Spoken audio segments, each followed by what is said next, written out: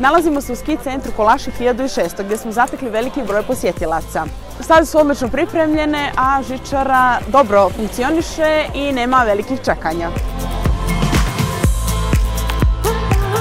Ono što bismo željeli da istaknemo jeste da ako želite da skijate ili bordujete, morate ranije doći da biste izbjegli velike kolone i da biste uzeli opremu koje vrlo brzo poneste. To je jedan od razloga zbog kojeg mi danas nećemo skijati jer smo malo zakasnili. Pogledajte uglavnom kakva je situacija.